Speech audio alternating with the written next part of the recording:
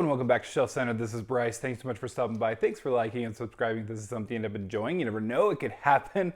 Well, I am coming at you from a different spot than usual. This is actually my home bookshelf, and I usually just don't have the opportunity to shoot from here, but I'm actually shooting a bunch of videos. And I apologize because I have been slacking this week. Usually try to get 2 videos out a week. Only had 1, trying to sneak this one in so I can technically say we're on schedule, right? But anyway, let's do the news, okay? Well, this is the Top Shelf News where we talk about fantasy, science fiction, and sometimes horror, mostly as it relates to books, but also as it relates to media. So let's jump into the first bit of news we have. First things first, Janny Wurts finished, as I've talked about a million times, her magnum opus, her amazing series, The Wars of Light and Shadow, which means it's about time that I finish it. I love that they are also coming out with audiobooks, so definitely go check that out. But she announced here on Twitter, just kind of casually, as these authors do, there's the books. I put in my hand but did not show. But she has started, she's working on and I think finishing, as I understand it, a 6 short story collection set in the same world, The Wars of Light and Shadow.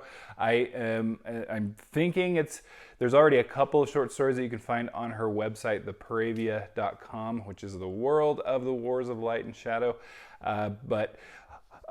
It looks like she's also working on some stuff too, so that's cool. We'll get some new Wars of Light and Shadow short stories, which is just awesome news.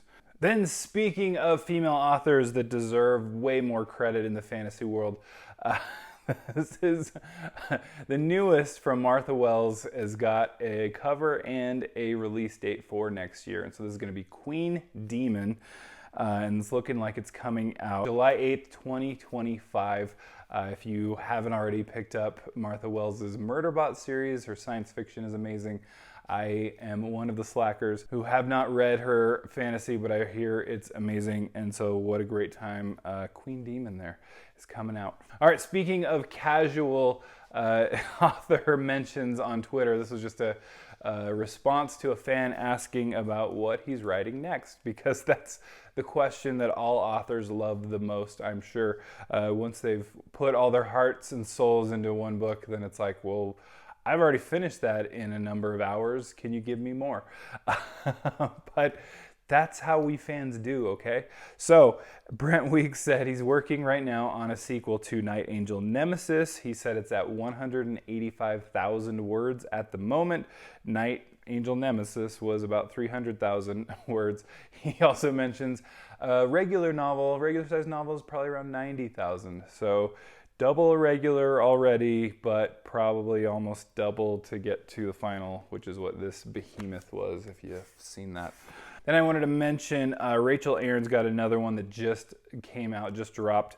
She did send me an advanced reading copy of the first book in the series, but I didn't realize we were already getting the sequel. Hell of a Witch is out October 1st, so it's already there, already out there. Definitely check out her writing. It's really fun, really punchy, and definitely tell me what you think. Then this is Scott Lynch news. I didn't have a book on me for some reason, but Grimdark Magazine did come out with and I did buy it. It came out with its issue number 40, and it does have the short story from Scott Lynch that is set. It's the first short story in the Gentleman Bastards universe, so that'll be pretty cool. I'm excited to read it. You better believe I'm jumping on that. Then we've got publishing news. Robert McCammon has got a book picked up. It makes sense. Leviathan, which is the last and 10th book in the Matthew Corbett series.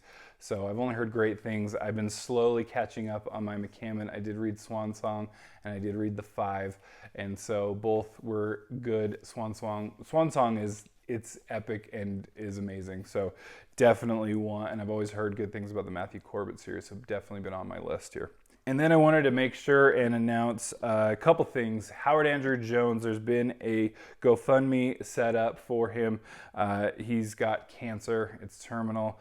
And so that's just, help with the medical fees and whatnot. He's the author of this series, also this one, all been on my list for ages, and I am actually, sadly, this is the kind of impetus, but I'm finally going to read them here, and I really want to read them this year, so that is my goal, read them sooner rather than later. But also that there is, the other bit of news is that there already is a third book in this series, and I'll put up the cover with the cover out. Editing Bryce will tell you if it's already, I think it's already out in the world. I think I saw, that's where I'm getting this news, is I saw someone holding the book. I don't know if it was a review copy or not. Sometimes it'll be advanced. But definitely go check out his work and check out that GoFundMe if you're willing and able, you know. Then a couple bits of media news I wanted to jump into here. I'm always jumping into everything. I thought this was great. Voltron is getting a live action show or movie, and it's going to be featuring Henry Cavill, which I think is cool. He's in all the nerdiest stuff, and it's just, I love it. And it's going to keep him going for a long time. And Voltron, I was a big fan as a kid. I'm actually really looking forward to this. I think it's so cool. I was actually just watching one of my favorite movies of all time, Stardust. I didn't realize Henry Cavill was in that. Did you know that? Am I the last person to know? I was like, whoa, he's in it. And he plays someone I didn't like, which is like also not normal for him. But anyway, I thought that was crazy. I was like, huh, what the heck? So anyway, cool news. And it's still a great movie, by the way. So definitely check that out if you haven't in a while. It's still amazing. It still makes me laugh. That last little like nod actually between Henry Cavill and Robert De Niro, I'm not going to go into more. I did not catch the first time, and I was dying, and I just thought that was amazing. So anyway, check it out. And then speaking of Henry Cavill, we've got Witcher news, season 4, because he won't be in that, but he was in seasons 1 through 3. But we do have the first photos of Liam Hemsworth in it. And honestly, he looks good. So far so good. I think he fits the role seemingly. And, you know, I definitely can't blame Liam for the debacle. I blame the writers of the show and the showrunners and the people behind the show, not Liam himself. But he looks pretty good so far. So far so good. So hopefully that'll suffice and work for people. And it may not, who knows? And it may be the death of the show. Sometimes I always just go back to The Office when you lost Michael Scott. He kind of lost the show, and it went downhill from there. So he was the backbone. So kind of like that's what Henry Cavill is. That's what The Witcher is. So anyway, that's been the news. Definitely check out the Kindle Deals and links down below. They do support the channel in the tiniest degree because they are deals. But I am also an addict to deals, and that's why I have such a big TBR that I actually own, which is just crazy. So anyway, thanks so much for stopping by.